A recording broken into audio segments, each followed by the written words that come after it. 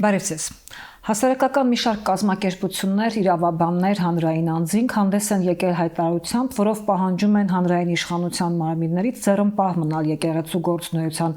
ազատությունն ու ինքնավարությունը խախտող գործողություններից, ինչպես նաև դատական իշխանության մարմինների եւ իրավապահ համակարգերի վրա ոչ իրավաչափ ազդեցություն ունենալուց։ Այսօր մեր տաղավարում այդ հայտարարությունը ստորագրած կազմակերպություններից մեկի իրավունքների պաշտպանություն առանց սահմանների կազմակերպության փորձագետ Աննա Մելիքյանն է։ Բարև ձեզ, Տիկին Մելիքյան։ Բարև ձեզ։ Հայտարարությունը բավական ծավալուն է, բավական բազմաշերտ եւ վերաբերում է հանրային իշխանության տարբեր մարմիններին։ Եվ եթե մի քիչ սթափությամբ ընթերցենք, շարքային ընթերցողի համար անգամ, պարզ է, որ բավական լուրջ մեղադրանքներ են հնչեցվում, այսինքն ոչ թե հորդոր է, այլ եթե անօրինական գործողության մեջ տեսնում եւ հորդորում եք ձեռնպահ մնալ, նշանակում է այդ գործողությունները կատարվել են, հետեւաբար սա հանցակաց պարունակող մեղադրանքներ են։ Կարող ենք այդպես ենթադրել, եւ եթե այդպես է, ապա տեսականորեն ինչ գործողություններ են դրան հետևում հայտարարության տեքստերից բացի։ Շնորհակալություն հրավերի համար եւ հարցի համար նույնպես։ Ըստ էության տեսնում եք, որ մեր բառամթերքը նմանն է լինում հաճախ դիվանագիտական բառամթերքի ինչ որ չափով, երբ որ մենք ասում ենք խոր մտահոգություն ենք հայտնում, այս դեպքում բավականին ծանր, ինչպես դուք նշեցիք, աստիճան մտահոգություն արտահայտող բառակապակցություն է։ Ըստ էության արդյոք արկա է հանցակազմ, տարեր, արհերևույթ որևէ հանցագործություն թե չէ, դրա գնահատականը պետք է տան իրավապահ մարմինները, ցանկացած երևույթի վերաբերյալ։ Մենք դիտարկել ենք եւ վերլուծել ենք իրավիճակը մարդու իրավունքների չափանիշների լույսի ներքո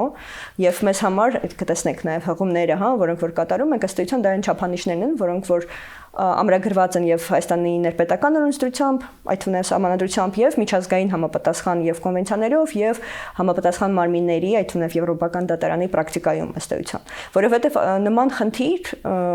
գործադիր իշխանության եւ եկեղեցու հարաբերությունների կարգավորում առաջին անգամ չէ որ ծագում է, այսինքն տարբեր պետություններում տարբեր տեսակի խնդիրներ եղել են եւ օրինակ խնդիրներ, դա մենտեղ իրավիճակով պայմանավորված, այսինքն մենք չենք կարող ասել որ նույնական, բայց խնդիրներ եղել են ու հենց այդտեղից է գալիս նաեւ այդ չափանիշների մշակումը, որպեսզի շատ ավելի հստակ լինեն խաղի կանոններ, պետություն կամ կառավարող մարմիններ, այդ ունեւ գործադիր մասնավորապես եւ եկեղեցի որպես առանձին կառույց, լինի դա առաքելական Սուրբ եկեղեցու նման տենց խոշոր կառույց, որը որ կարծես թե առանձնատուկ կարգավիճակ ունեցող այո կառույց է իլրումն այլ կրոնական կազմակերպությունների Հայաստանում կամ ցանկացած այլ տեսակի կրոնական կառույցների առումով։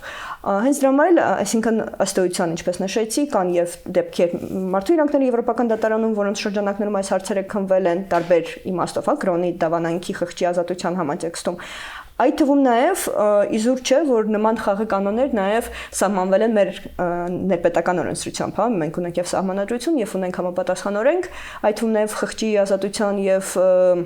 կրոնական կազմակերպությունների վերաբերյալ, որտեղ որ շատ հստակ ասվում է գործադիր մարմինը կամ պետությունը ինչ իրավունք ունի, իշխանությունները ինչ իրավունք ունի կամ չունի, ինչն է արգելված եւ համապատասխան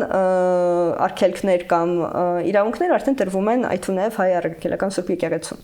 Այսինքն ըստ էության պատասխանելով ձեր հարցին պետք է ասեմ, որ մեզ համար մարդու իրավունքների չափանիշների տեսանկյունից բավականին լուրջ է իրավիճակը թվում եւ հենց դրանով էլ պայմանավորված հայտարարությունը տարածել ենք մարդու իրավունքների պաշտպանության միջազգային օրը, որը որ ստացվեց նաեւ խորհրդանշական ինչ-որ չափով, որտեղ սա զուտ երկու կառույցի խնդիր չէ կամ քաղաքական խնդիր չէ։ Մեզ համար սա մարդու իրավունքների լուրջ խնդիր է։ Մարդու իրավունքների հայեցակարգի տեսակետից դուք բարձրաձայնում եք, որ ապօրինի եւ դատապարտելի են իշխանության փորձերը միջամտելու եկեղեցական կառավարման մարմինների ձևավորմանը եւ ներքին որոշումների կայացմանը, ինչպես նաեւ դարերի ընթացքում ձևավորված ծեսերի եւ ավանդույթների կամայական խմբագրման կամ փոփոխության ենթարկելու փորձերը։ Հավանաբար խոսքը այս պարագայում պատարագի ընթացքում ամենայն հայոց կաթողիկոսի անվան զեղչման ակտն է։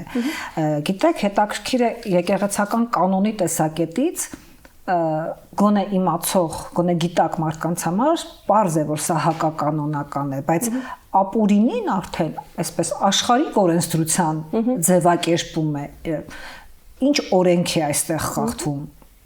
Շատ բարի, այո, մենք ոչ իրավաչափ ենք համարել նման պրակտիկան, ըստ էության ու հենց օրենսդրության տեսանկյունից հիշեցնեմ, որ Հայաստանում գործում է խղճի ազատության եւ կրոնական կազմակերպությունների մասին օրենքը, որի 17-րդ հոդվածը հստակորեն, ինչպես նշեցի, խաղի կանոնները սահմանում պետության եւ հայրաքելական եկեղեցու համար, ով ինչի մեջ չի խառնվում կամ խառնվում, ինչը թույլատրելի, ինչ արգելված է, եւ թույլ տվեք իրականում վկայակոչեմ, որպեսզի մերկապարանոց բնդումներ չլինի, հենց 17-րդ հոդված, ինչպես նշեցի, հստակ ասում է, որ պետությունը իդեմասի մարմինների ըստ էության, հա, իրավունք չունի քաղաքացուն հարկադրել դավանել այս կամ այն կրոնը, սա հասկացանք, այսինքն իրոք ազատ որոշում ենք, որ եկեղեցի հաճախել, ընդհանրապես դավանել թե ոչ, բայց ամենակարևորը այս դեպքում կնշեմ, որ արգելվում է պետությանը միջամտել եկեղեցու եւ կրոնական կազմակերպությունների օրենքին համապատասխանող գործունեությանը եւ ներքին կյանքին, արգելվում է, հենց այդ բառն է օգտագործվում, հա, արգելվում է եկեղեցիների եւ կրոնական կազմակերպությունների կառուցվածք որևէ պետական մարմնի կամ նրա հանձնարարությամբ կատարվող անձի գործունեությունը եւ ըստ էության սրանից բխում է նաեւ որ արգելվում է ցանկացած այլ միջամտություն, որը չի բխում այս օրենքից։ Իսկ օրենքը ըստ էության ասում է, որ ամեն եկեղեցի, այս դեպքում հայրաքելական Սուրբ եկեղեցին ազատ է որոշելու իր ներքին կանոնակարգերը, կառուցվածքը, ծեսերը եւ այլն։ Ցանկացած միջամտություն, որը տեղի է ունենում օրենքին հակառակ, այսինքն միակ դեպքը, որի պարագայում մենք ընդունելի կհամարեինք պետական մարմինների կողմից որևէ միջամտություն կլիներ, եթե կատարվում է հանցագործություն եւ այդ հանցագործության արձագանքելու կամ կանխելու համատեքստում պետությունը միջամտություն է ցուցաբերում։ Այս դեպքում սա ակնհայտորեն միջամտություն է հենց եկեղեցու ներքին կանոնակարգերի եւ ծեսերի եւ ոչ միայն կաթողիկոսի հիշատակումը զեղչելը կամ ցանկացած այլ, այսինքն ընտրել թե ով է ծեսը անցկացնում, հա, ասենք ճնշում գործադրել որևէ հոգեվորականների վրա եւ այլն, ըստ էության ակնհայտորեն միջամտություն է։ Ես ուզում եմ որոշ մասերով հերթականությամբ ընթերցենք հայտարարություն, որ նաեւ ավելի հասկանալի դառնա, թե ինչ չափանիշներով եք դուք ապօրինի համարում։ Դատապարտելի է նաև ուժային կառույցների ներառյալ ազգային անվտանգության ծառայության կողմից եկեղեցու սպասավորների նկատմամբ ճնշման գործադրումը։ Նման գործելավոճը ոչ միայն պետական պաշտոնատար անձի ազորությունների չարաշահում է, այլև ազգային անվտանգության ծառայության գործունեության նպատակներից եւ խնդիրներից անթույլատրելի շեղում։ Հիմա ազգային անվտանգության ծառայությունը վարչապետի ենթակայության տակ օրենքով է այդպես գործող կառույց է։ Եվ ի վերջո կատարել է միգուցե իր վերադասի հրահանգը։ Որն է այդտեղ ապօրինին։ Երկու մասի կբաժանեմ ձեր հարցը։ Այն հանգամանքը, որ որևէ կառույց գտնվում է այս կամ այն պաշտոնատար անձի ենթակայության ներքո, չի նշանակում, որ այդ կառույցը կաշկանդված չէ օրենսդրությամբ սահմանված իր լիազորությունների շրջանակներում գործել։ Այսինքն, եթե նայենք ազգային անվտանգության մասին օրենսդրությունը, որևէ տեղ իսկ մեր օրենսդրությամբ հստակորեն սահմանվում է, որ պետական մարմինները իրավունք ունեն կատարել միայն այն գործառույթներ, այն լիազորություններ, որոնք հստակորեն բառացիորեն սահմանված են օրենքով։ Այսինքն, եթե որևէ բան օրենքը թույլ չի տալիս քեզ անել, դու նման գործառույթ իրականացնելու իրավունք չունես, անգամ եթե քո վերադասը կամ այն պաշտոնատար անձը, որի ենթակայության տակ դու գործում ես, որևէ հրահանգ տալիս է ենթադրաբար կամ ոչ։ Ըստ էության սա է առաջին սկզբունքը, հա, այսինքն հրահանգ տվողն ինքը հենց ապօրինի չի։ Սա իրականում մենք կրկին ասում եմ, մենք ըստ էության բաժանում ենք երկու մասի, հա, այսինքն մեկը դուք նշեցիք, եթե վերադասը որևէ հրահանգ տալիս է, արդյոք չպետք է կատարի թե ոչ, այսինքն այսպես թե այնպես գործում է անհատական պատասխանատվության եւ այսպես ասած վերլուծության խնդիր, հա, այսինքն եթե դու ոչ իրավաչափ հրահանգ ես ստանում, դա քեզ պատասխանատվությունից չի ազատում, անգամ եթե կատարում ես եւ կարծում ես, որ պետք է կատարես, հա, սա մի խնդիր է եւ այստեղ իրականում մենք խոսում ենք լիազորությունների անցման մասին, ասենք ըստ էության, եթե չկա նման լիազորություն, ու այդ գնահատականը պետք է տան համապատասխան մարմինները արդեն, հա, մենք ըստ էության, ինչպես նշեցի, հենց մարդու իրավունքների եւ օրենքի գերակայության սկզբունքների լույսի ներքո ենք, հա, գնահատական տալիս, մեր գործը չէ որոշել անձը մեղավոր է, մեղավոր չէ, թե ոչ, սա իրավ պետք է զբաղվեն արդեն համապատասխան մարմինները գնահատելու արդյոք տեղիներ այդ գործողությունը, թե ոչ։ Մարմինները ասելով հավանաբար նկատում եք իրավական համակարգ։ Իրավական համակարգը, որը իր ասացության մեջ դուք հենց նույնպես դատա իրավական համակարգին կոչ եք անում լինել անկախ, այսինքն ստացվում է, որ իրենք անկախ չեն։ Շատ բարի, իրականում հիշեցնելը շատ կարևոր էր, որովհետև արկային մի շարք մտավախություններ առայն, որ օրինակ կալանավորումը որպես միջոց կիրառվում է ոչ թե ծառայահեղ դեպքերում, ինչպես որ հարկն է, այլ կարծես թե պայմանավորված է որոշակի քաղաքական նկատառումներից ելնելով, համենայնդեպս նման տպավորություն ստեղծվում է եւ բացառելու նման սուբյեկտիվ թե օբյեկտիվ հանգամանքներով պայմանավորված կարծիք շատ կարևոր է մեզ համար, որ դատական համակարգը կատարի իր դերը, որտեղ դա միակ համակարգն է, որը այս պարագայում պետք է հավասարակշռի տարբեր կառույցներ, տարբեր իշխանության թևեր։ Ըստ էության դրա իզուր չենք մենք խոսում, հա, որ պետք է ունենանք ուժեղ եւ հստակ տարանջատման սկզբունքներ եւ այդ զսպիչներ եւ այլն։ Ցավոք սրտի մեր սահմանադրությունը այդքան հստակ մեխանիզմներ այս պահի դրությամբ չի տալիս եւ որոշ դեպքերում որոշ ուժերի կամ կառույցների լիազորությունները կարծես թե տենց միաձուլվում են կամ գուցե այդքան հստակ չեն, բայց դատական համակարգի դերը միանշանակ է եւ հենց այդ կառույցի անկախությամբ եւ ուժեղ լինելով է, որ եւ սահմանադրությունը եւ միջազգային պարտավորությունները Հայաստանի կողմից ստանձնված պետք է կատարածվեն, այսինքն դա այն երաշխավորն է, այսպես ասած, չարաշահումների դեմ պայքարի, որը որ մենք պետք է ունենանք։ Այս հայտարարության մեջ, երբ ասում եմ բավական լուրջ է, նկատի ունեմ նաև այդ իրավախախտման բազմաշերտությունը։ Դուք նշում եք եւ այն հանգամանքը, որ խախտվում է Հայաստանի Հանրապետության ներպետական օրենսդրությունը, Հայաստանի Հանրապետության սահմանադրությունը եւ նաեւ միջազգային իրավական պարտավորությունները Հայաստանի Հանրապետության ստանձնած եւ նաեւ կոչ եք անում, այսինքն դուք ձեր խոսքն ուղղում եք նաեւ Հայաստանի Հանրապետության նախագահին, որպեսզի նա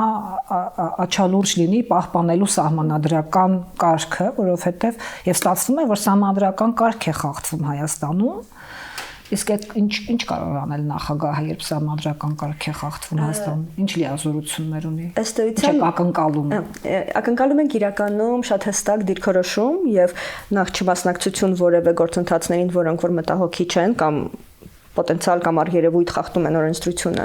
Երկրորդը եւ այստեղ շատ խնդրում եք, որ գոնե Վահագն Խաչատուրյանը պատարակներին այդ կեղծ պատարակներին չմասնակցի։ Չէ, մենք չենք կարող որևէ մենք չենք կարող խախտել Հայաստանի Հանրապետության օրենսդրությունը եւ հարկադրել կամ ոչ հարկադրել որևէ մեկին հաճախել կամ չհաճախել որևէ եկեղեցի կամ մասնակցել որևէ ծեսին։ Մեզ համար շատ ավելի կարեւոր է, որպեսզի Հայաստանի Հանրապետության համապատասխան կառույցներ չմոռանան իրենց տեղն ու դերը եւ ըստ էության զսպիչ դեր ունենան այդ թվում նաեւ կանխարգելիչ զսպիչ ոչ միայն արձագանքող այն գործընթացներում, որոնք որ առերևույթ կարող են դուրս լինել պաշտոնական լիազորություններից այս կամ այն պաշտոնատար անձի կամ կառույցի։ Ըստ էության, որքանով որ մենք ասում ենք, որ տարբեր պետական մարմիններին է ուղղված մեր կոչը, ինչպես նկատեցիք, ըստ էության ամեն մեկից էլ ակնկալում ենք, որ ամեն մեկը պետք է լինի իր դերում ցանկացած գործընթացում։ Այսինքն անկախ նրանից թե ով է ներգրաված այդ գործընթացում, լինի դա պաշտոնատար անձ, այդ ունե բարձրագույն պաշտոնատար անձ, բարձրագույն պաշտոն զբաղեցնող որևէ անձ եւ այլն, ամեն մեկը պետք է կատարի իր գործառույթները եւ եթե դա տեղի չի ունենում, ըստ էության մենք խոսում ենք նրա մասին, որ վստահությունը դեպի պետական համակարգ, դատաիրավական համակարգ ել ավելի կարող է նվազել։ Մենք տարիներ շարունակ լրջագույն խնդիր ենք ունեցել, հա, տարբեր պաշտոնատար անձանց կամ կառույցների եւ համակարգերի հանդեպ ցածր վստահության մակարդակ ունենալուն եւ հենց այս տեստի, այս փորձության, այսպես ասած, հա, այս նմանատիպ իրավիճակներում է, երբ որ կամ ուժեղանում է այդ վստահությունը կամ էլ ավելի թուլանում։ Ու ըստ էության, երբ որ կան ազդակներ, որոնք որ հնարավորություն են տալիս ենթադրելու, որ կարծես թե իրավաչափ գործողություն տեղի չի ունենում եւ ավելի շատ պայմանավորված է քաղաքական նպատակահարմարությամբ, քան օրենքով, ըստ էության դա լրջագույն հարված է լինում հանրային վստահության տեսանկյունից։ Հենց դրա համար բոլորին ենք կոչ անում, այսինքն անկախ նրանից, թե սահմանադրությունը տարբեր պաշտոնատար անձանց կամ կառույցների կառույցներին որքան լիազորություններ է տալիս, ամեն մեկը ունի լծակներ եւ լիազորություններ համապատասխան արձագանքելու լինի դա հրապարակային կամ ոչ հրապարակային իրացնելով, հա, այդ գործառույթները ըստ էության։ Երբ իրավաչափությունից եք խոսում կամ ավելի ճիշտ է այս դեպքում ասել համաչափությունից, հաճախ լսում ենք, որ երբ ասում են պետական իշխանության մարմինները պետությունը չպիտի միջամտի եկեղեցու ներքին գործերին, հենց պետական հանրային իշխանության մարմինների ներկայացուցիչներից լսում ենք, որ եկեղեցին էլ նույն տրամաբանությամբ չպիտի միջամտի պետության գործերին։ Եվ քանի որ եկեղեցին փորձ է անում, քաղաքականությամբ է զբաղվում, միջամտում է պետության ներքին գործերին, դա ծնում է համաչափ, համարժեք իրավիճակ, որ մենք էլ ստիպված միջամտում ենք եկեղեցու ներքին գործերին։ Սա իրավաչափության հետ կապ ունի։ Ոչ, վերջի ձեր պնդումից սկսեմ, կամ ձեր վկայակոչած պնդումից սկսեմ, երբեք պետությունը եւ եկեղեցին հավասար դիրքից չեն եւ պետությունը կամ պետական կառավարման մարմինները ավելի կաշկանդված են, քան ցանկացած եկեղեցի։ Եթե խոսենք լիազորությունների եւ միջամտության համաչափության հնարավորություններից, այսինքն պետությունը միշտ պետք է ավելի զուսպ լինի օգտագործելով այն գործիքակազմը, որը իրեն տրված է, քան ցանկացած այլ կառույց, սա մեկ։ Երկրորդը, մեր օրենսդրությունը չի արգելում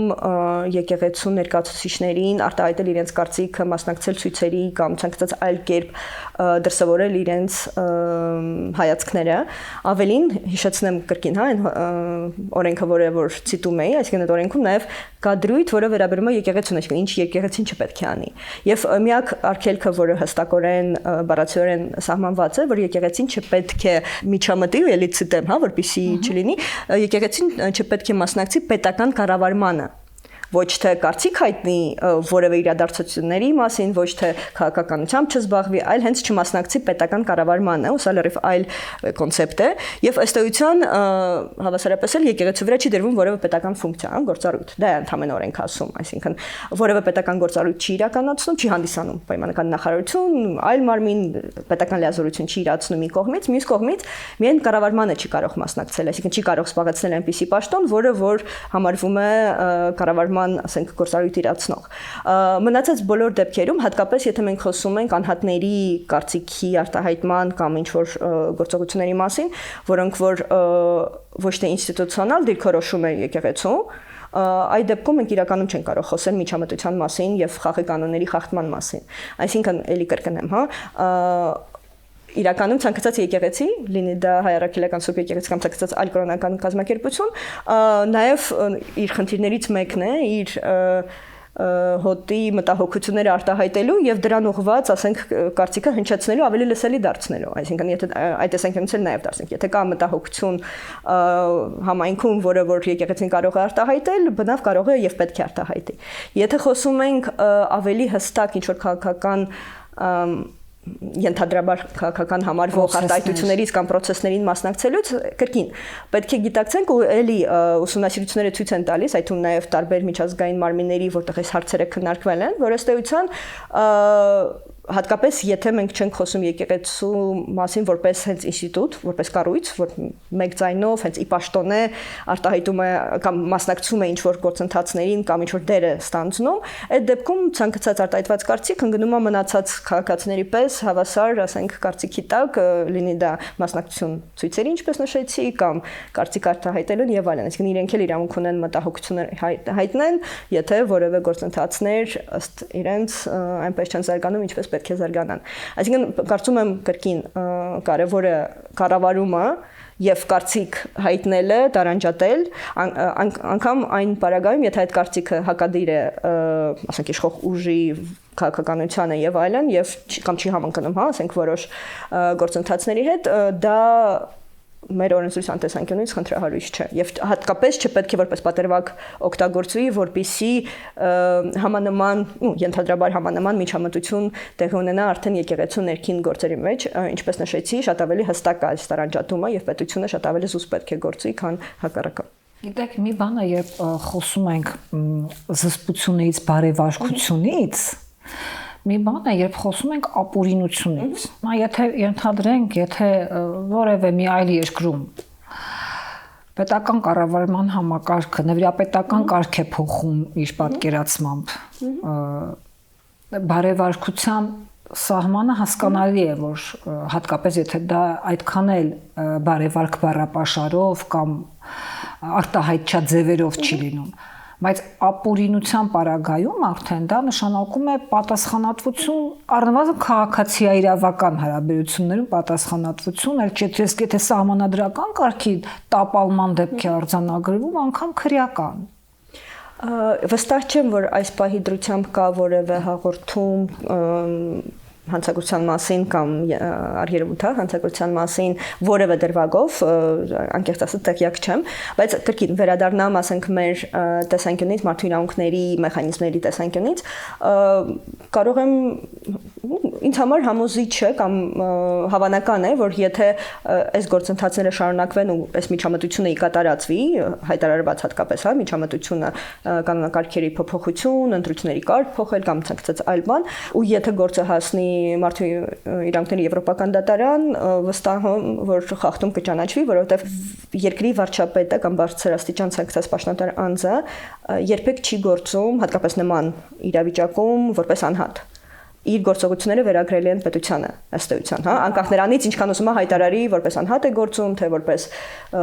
հավատացյալ է գործում կամ ցանկացած այլ կարգավիճակ նշելով չէ։ Փաստացի գործողությունների եւ այն լծակների գնահատման այսինքն վերլուծությունը կատարվում, թե ինչ լիազորություններ ունի, ում կարող է գործի դնել, այսպես ասած, դա կատարածելու եւ ինչպիսի ազդեցություն եւ լծակներ այո ունի այդ պաշտոնատար անձը եւ ինչպես նշեցի, ընդհանրապես միջազգային իրավունքում, հա, նախագահի, վարչապետի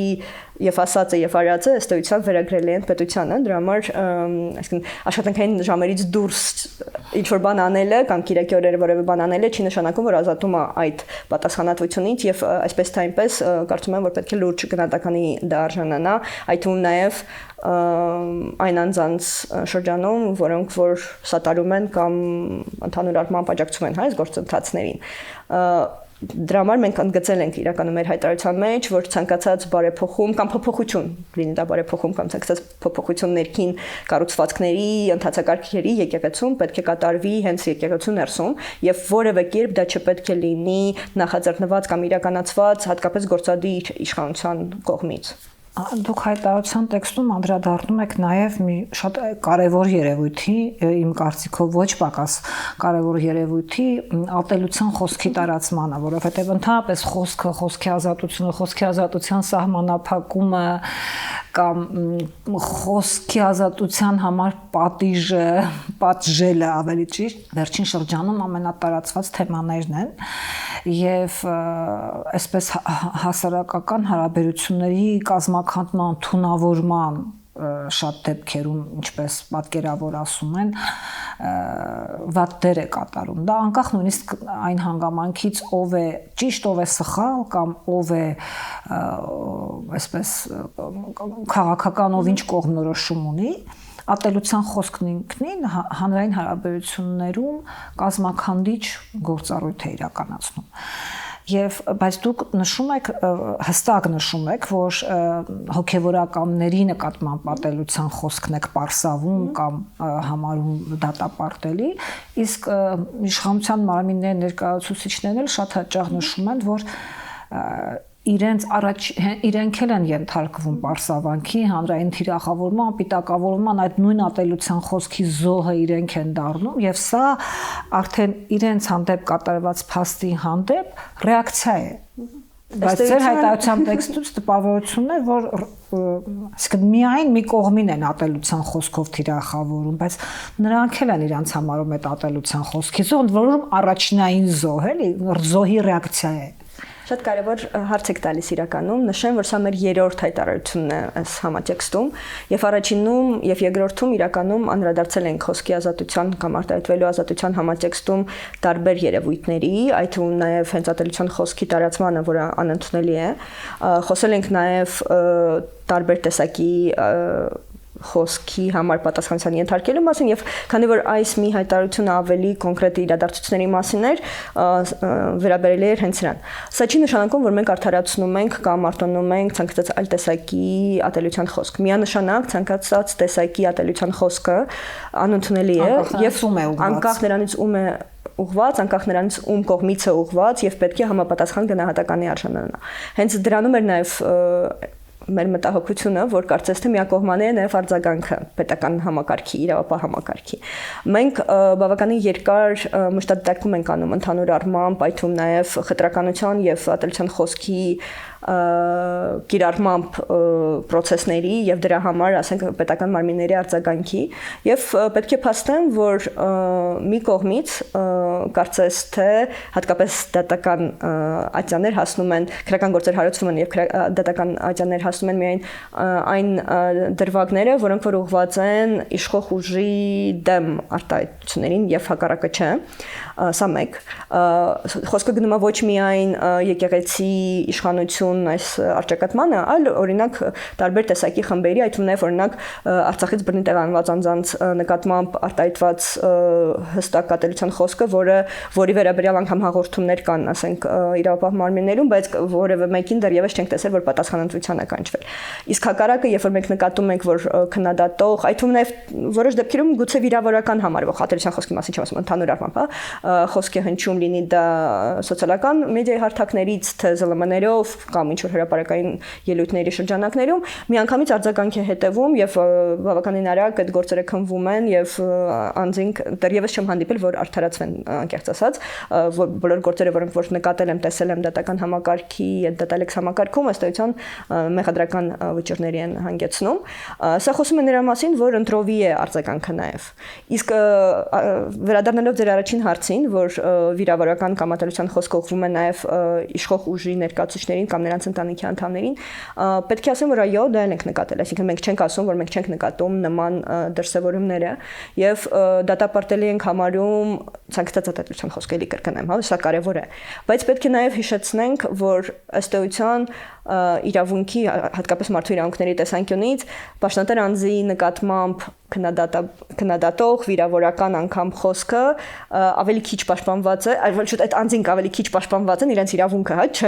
չենթարկվելու նման խոսքի ավելի քիչ պաշտպանված է, քան հակառակը։ Այսինքն ըստ էության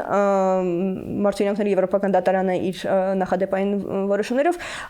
կարծես թե միանշանակ դիրքորոշում է հայտնում, որ այն անձինք, որոնք որ պատրաստակամություն են հայտնել զբաղվել քաղաքականությամբ դառնալ հանրային անձ, ըստ էության պետք է պատրաստ լինեն փոքր-ինչ ավելի շատ հայտնվելու եւ ուշադրության կենտրոնում եւ այդ թվում նաեւ արժանանալու ինչու՞ չէ քննադատական կամ վիրավորական թվացող խոսքի։ Սա կրկին չի արդարացնում ու իրոք մտահոգիչ է մեր ընդհանուր հանրային խոսքի որակը այս պահի դրությամբ, էլի իրոք շատ բևեռացված ենք եւ դեպի ընտրություններ ժամանակահատվածում կարծում եմ գուցե դա ավելի շատ արտահայտվի, ինչը շատ մտահոգիչ է։ Բայց կրկին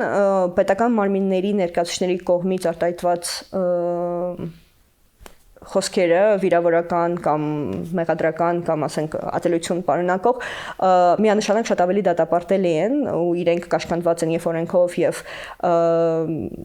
վարքագծի համապատասխան կանոններով եւ այլն, որը որ չպետք է տեղի ունենա եւ հակառակը դատապարտելի ընդհանուր առմամբ, այսինքն մենք չենք արտոնում նման խոսքը, բայց ինչպես նշեցի, իրենց կյանք, իրենց իրավունքը այս իմաստով ավելի քիչ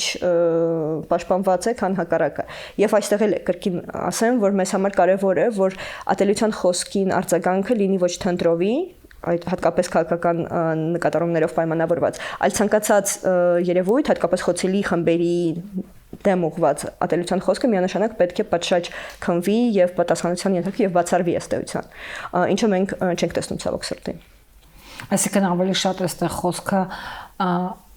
ընտրովի արդարադատության, ընտրովի վերաբերմունքի մասին է խոսքը, քան առանձնացնելու մի խումբ մարդկանց եւ պաշտպանելու հենց նրանց իրավունքը։ Մեկը մյուսից է բխում ըստ էության, որովհետեւ երբ որ մենք տեսնում ենք, որ մի խումբն ավելի շատ պաշտպանվում ի վնաս այլ խմբերի, ստացվում է, որ ընտրովի է, բայց նաև արտոնյալ կարծես թե պաշտպանություն է ստանում մի խումբը եւ մնացածին, այսպես ասած, համապատասխան արձագանք չի տրվում։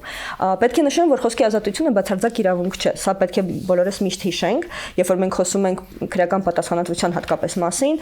բնավ այնպես չէ, որ ցանկացած խոսք պաշտպանված է մարդու իրավունքների տեսանկյունից եւ շատ հստակ է։ Նշանակում է ամեն ինչ չէ, որ կարելի ասել ու անպատասխան ասել խոսքի ազատությունն եմ իրացնում։ Այո, հենց դրա համար հստակ է իրականում եւ կոնվենցիայում եւ մեր ներպետական օրենսդրությամբ հստակ է եւ ատելության խոսքը այդ արգելված այսպես ասած խոսքի տակ են գնում բռնության կոչեր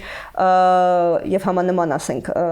խոսքը, բայց այստեղ էլ այնպես չէ, որ եթե որակվում է այդ համապատասխան մարմինների կողմից որևէ խոսք որպես ատելության խոսք կամ բռնության կոչ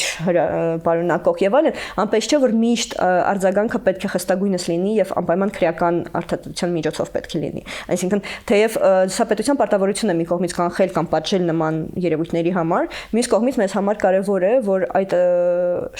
գործընթացների շրջանակներում կրկին համաչափությունը եւ ողջամտությունը պահպանվեն եւ դրա վերաբերյալ էր մեր երկրորդ հայտարարությունը երբ որ մենք խոսում էինք նրա մասին, որ կրկին անգամ եթե այնպիսի խոսք է հնչել, որը մենք չենք կիսում ըստ էության, հա, եւ գտնում ենք, որ գուցե եւ չպետք է հնչեր, չի նշանակում, որ արձագանքը պետք է անպայման լինի քրեական արտադրության գործիքակազմով, առավել եւս կալանավորման եւ ազատազրկման միջոցով, եւ առավել եւս երբ որ տեսնում ենք, որ այդ ամենը ուղեկցվում է նաեւ հատուկ մեսիջներով, պատժիչ բնույթ է կրում, այդ թվում նաեւ օրինակ ոչ միայն հոգեվորականների նկատմամբ, այլ փաստաբանի եւ այլն եւ այլն։ Ավելի շատ Միքայել Սրբազանի գործը նկատի ունենք։ Միքայել Սրբազանի գործն էլի նկատի ունենք, երբ որ վճիռ Արեչյանը ունի վճիռ, ազատազրկում է նշանակվել, ու ըստ էության այդ հոդվածով համանման գործերով, երբ որ մենք նայեցինք, նախ պետք է նշեմ, որ աճ ենք նկատել, հա, 18 թվից վեր այդ հոդվածով համանման արարքի համար, հա, անգամ եթե օրենսգիրքը փոխվել է, ըստ էության նույն հանցակազմը կար նաև հին օրենսգիրքում, դատավճիռների աճ եք նկատել։ Գործերի, որոնք որ հասնում են դատարան ու ըստ էության դատավճիռ է լինում, բայց սա միակն էր, որտեղ մենք փաստացի տեսնում ենք համենայնպես բոլոր այն գործերը, որոնք ուսումնասիրել ենք, եթե որևէ գործ հանկարծ դուրս է մնացել, ներողություն եմ խնդրում մոլորեցման համար, բայց բոլոր այն գործերը, որոնք որ կարողացել ենք մաղել դատալեքսից եւ տեսնել, ըստ էության միակն է, որտեղ որ կա ազատազրկում, հենց բուն ազատազրկում, հա, այսինքն փաստացի ազատազրկում, որպես պատժատեսակ, կալանավորումը ինքնին, նախորդող էլի մտահոգիչ էր մեզ համար, ու դրա մասին էլ էինք խոսել, հա, նախկինում, որպես կազմակերպություն, բայց նաեւ շատ հետաքրքրական էր եւ մտահոգության տեղ էր տալիս նաեւ դատավարության ընթացքի տևողությունը, այսինքն մնացած այլ գործերով, որտեղ որ այս հոդվածը վկայակոչվում է եւ նմանատիպ արարքներին, բավականին երկար էին այդ գործերը տևում, ինչպես բնորոշ է ցավոք սրտի մեր դատական համակարգի, որ արդարադատությունը բավականին տևական բնույթ ունի։ Այս գործում շատ արագ, շատ հաճախակի նիստեր նշանակելով եւ արդյունքում ազատազրկում նշանակելով ավարտվեց առաջի փուլը, հա, հիմա բողոքարկվում է ըստ էության, կտեսնենք, բայց մեզ համար ինչն էր կարեւոր, նախ կարողությունը մեր դատաիրավական համակարգի ճիշտ գնահատելու ատելության խոսքը, բռնության ուղղված խոսքը եւ դրան համաչափ արձագանք տալը։ Կոնկրետ Միքայել Սրբազանի գործով մտահոգությունից մեկը, որ մենք արտահայտեցինք, այն էր, որ պետությունը հենց իր պատասխանով արձագանքով առաջին անգամ մոլորեցրեց կարծես թե, հա, եթե առաջին անգամ գնահատում ես որևէ խոսք եւ ասում ես, որ հանցակազմ չկա, համանման խոսքը նշանակում է, որ ընդունելի է, այսինքն պետությունը չի գտնում, որ դա հանցակազմ պարունակող արարք է, սրանով դու արտոնում ես եւ հստակ ասում ես, որ կարելի է ուրեմն նմանատիպ շրջանակներում ելույթ ունենալ եւ հետագայում երբ որ իրավիճակը փոխվում, այսինքն հանգամանքները փոխվում են եւ արճակատման փուլ ենք մտնում, հա, եկեղեցու գործադիր իշխանության կամ իշխող ուժի միջև ու նմանատիպ գործողություններին այլ լրիվ այլ, հա, 180% շրջվում է պատասխանը եւ հանկարծ շատ վտանգավոր արարք է համարվում, որ անգամ կալանավորում ու ազատազրկում ենք նշանակում, սա կրկին մտահոգիչ է հենց արձագանքի տեսանկյունից։ Ու այս առումով կրկին պետք է ասեմ, որ քրեական արտադրության գործիքակազմը դա ծառայող միջոց է։ Այսինքն վարչական կա, քաղաքական կա, քաղաքացիական կա, այսինքն եթե օրինակ գտնում են, որ դա վիրավորական է կամ զրպատող որևէ խոսք է եւ այլն։ Իսկ մենք տեսնում ենք, որ վերջերս տարբեր դրվագներում ոչ միայն եկեղեցու համաճեքսում, այլ ցանկացած քննադատություն, որը իշխանությունների դեմ է ուղղված, մենք տեսնում ենք անհամաչափ արձագանք։ Օրինակ նաեւ ասում եմ փաստաբանի դեպք, հա, Քոչուբաևի ունենք նաեւ դեպք կհիշեք սեպտեմբերի վերջ, հա, տեղ ունեցել, երբ որ անհայտ կորածների ծնողների բողոքի ակցիայի շրջանակներում նաև նրանցից մեկին ձերբակալեցին, մեղադրանք առաջադրեցին, կալանավորեցին անգամ, կրկին մենք դա դիտում ենք խոսքի ազատության, արտահայտվելու ազատության համատեքստում եւ պատասխանը, հա, պետության կալանավորման տեսքով մեզ համար անհամաչափ էր միանշանակ, հատկապես հաշվի առնելով, որ այդ անձինք ընտանիքները գտնվում են շատ լուրջ հոգեհուզական վիճակում եւ դրան նախորդող հանգամանքները պետք է հաշվի առնվեին, հա, այսինքն այդ զարգացումների լույսի ներքո։ Եվ այստեղ ճիշտ ասած կուզենայի վկայակոչել շատ պարզ գուցե տեստ է, որը ՄԱԿ-ն է մշակել, հա, Ռաբատի գործողությունների պլանի շրջանակներում տենց 6 աստիճան տեստ է, որպեսզի հասկանան արդյոք այդ որևէ խոսքին, հա, պետք է քրեական արտադրության արձագանք տրվի, թե ոչ, եւ այդ գործոնների թվում է հենց համատեքստը, այսինքն միշտ պետք է հաշվի առնես երբ է ասվել այդ ամենը, ինչն է դրան նախորդել, հա, ինչն է դրդել կամ հանգեցրել նման խոսքի արտահայտմանը, ով է ասել բնականաբար, այսինքն ազդեցության աստիճանը նաեւ եւ ինչպես է ասել, հա, այսինքն զոհմաների միջոցով թե այլ ինչ-որ ակցիայի շրջանակներում ոչ պակաս կարևոր է նաև ու ամենակարևորն է, որ մենք կարծում ենք, որ պատշաճ գնահատման չի արժանանում մեր այս գործերով, որոնք որ քննարկում ենք, դա արդյոք հավանականություն, ռեալ հավանականություն կար, որ այդ խոսքից հետո բռնություն տեղի կունենա, այսինքն կհանգեցնի այդ կոչը բռնությանը, այսինքն ռեալ էր այդ վտանգը, եւ արդյոք դա անխուսափելի էր կամ անհետաձգելի, ասենք, պայմանների մասին ենք խոսքում, որ պետք է անպայման քրեական արտադրության գործիքակազմով պատասխանես եւ կալանավորես անձանց եւ այլն։ Մեր գնահատմամբ այս իմ թվարկած գործերով այս տեստը ըստ էության ու ամբողջական չի ապահովում եւ կարծես թե կարող ենք եզրահանգել, որ համաչափչի արձագանքը եւ չպետք է նման որակումներ տրվեին եւ նման պատժատեսակներ նշանակվեին կամ խափաման միջոցներ ընտրվեին։ Մի վերջին հարց եմ ուզում տալ եւ անգամ վստահ չեմ իմ հարցադրման իրավական տեսակետից կոռեկտության վրա։ Մենք նշում ենք, որ պետությունը չի կարող միջամտել եկեղեցու ներքին գործերին, անօրինական է, դա հակաիրավական է եւ այլն։ Ձեր կարծիքով եկեղեցին, երբ որ եկեղեցու որոշ հոգեվորականներ միանում են իշխանության մարմինների ներկայացրած պահանջին, ասեմ, կամ միանում են նրանց, այդ գործողությամբ եկեղեցու որոշ հոգեվորականներ միանում են հակաօրինական գործողությանը։ Կրկին բարդ հարց է, այսպես պատասխանեմ։ Ըստ էության մենք երկու տեսանկյունից պետք է դիտարկենք։ Մեկը, եթե անձինք կարծում են, որ ներքին մեխանիզմներով հնարավոր չի հասնել այն փոփոխությանը, հոգեվորականների մասն ասում, որ իրենք ակնկալում են կամ դրա կարիքը կա, թեև կարծես թե չեն սպառել ներքին մեխանիզմները, որքանով որ ես հետևում եմ, ես պետք է խոստովանեմ, որ շատ մանրամասն ընդհանրակարգերի, այդ ու նաև կարգապահական կամ այդ որոշումների կայացման ծանոթ չէի միջև այս իրադարձությունը, սա կրկին մեզ համար բոլորիս համար խթան հանդիսացավ, որ խորանանք եւ հասկանանք ըստ էության, բայց այսինքն եթե կա դժգոհություն ներքին ու մենք խոսում ենք դրա մասին, հա, որ ցանկացած փոփոխություն պետք է ներքուստ կատարվի եւ իրենց ընթացակարգերի, այսինքն եկեղեցու ընթացակարգերին համահունչ, եթե կա դժգոհություն հոգեվորականների շրջանում, կապ չունի մեծ խումբ է, փոքր խումբ է եւ այլն, պետք է իրացնեն այդ հնարավորությունները այդ ընթացակարգերի միջոցով։ Երբ որ մենք խոսում ենք հոգեվորականների մի խմբի եւ գործադիր իշխանության ներկայացուցիչների համատեղ ինչ-որ գործողությունների մասին, այստեղ մենք պետք է գնահատենք կրկին ու մեզ համար այստեղ առավել կարևոր է հենց կրկին գործադիրի դերը։ Եթե նույն բանը անեին հոգեվորականները առանձին, ուղղակի ինչ-որ դժգոհություն, առանձին խորհուրդ, պայմանական եմ ասում, այսինքն ցանկացած այլ միջոցով առանց գործադիրի կամ իշխանության այլ ճյուղի ներկայացուցիչների դա անեին, մենք ասենք, որ սա իրենց ներքին հարցերի լուծման ձևերից մեկն է եւ փորձում են իրենց բողոքի, իրենց արտահայտվելու իրավունքը իրացնեն, հա, եթե տենց էլի մարդիրանքների բառապաշար օգտագործեմ։ Բայց երբ որ մենք տեսնում ենք, որ դա արվում է գործադիր իշխանության ներկայացուցիչների ներքո, սա կրկին մեզ համար ազդակ է, որ պետությունը խառնվում է եկեղեցու գործերի մեջ։ Այսինքն կրկին այդ տեսանկյունից ենք մենք մեկադատելու, որովհետեւ մեզ համար պետության գործողություններն են առաջնահերթ ու պետք է պետությունը ու քաղաքասարակության հատկապես իրավապաշտպան կազմակերպությունների դերը մենք այդպես ենք տեսնում, որ մենք պետք է մշտադիտարկենք եւ արձագանքենք ցանկացած փորձի կամ հնարավորությանը, երբ որ հաշվետվականության կամ լիազորությունների անցման վտանգ կա։ Այսինքն սա մեր առաջին դերն է, հա, ոչ դոք ասածը, ու դրա համար արտահայտվում ենք ըստ էության, որովհետեւ եթե մենք չարտահայտվենք, գուցե եւ կարելի ասել, որ ընդունելի է մեզ համար, հա, նման վարքագիծ է եւ ուրեմն խնդիր չենք տեսնում։ Իսկ մենք տեսնում ենք հատկապես օրենքի գերակայության տեսանկյունից։ Շնորհակալ եմ բարձաբանումների եւ կարեւոր զրույցի համար։ Հիշեցնեմ, որ մեր տաղավարում իրավունքների պաշտպանություն առանց սահմանների հասարակական կազմակերպության իրավական հարցերով փորձագետ Աննա Մելիքյանն էր։ Զրույցները կշարունակվեն ամենայն բարիք։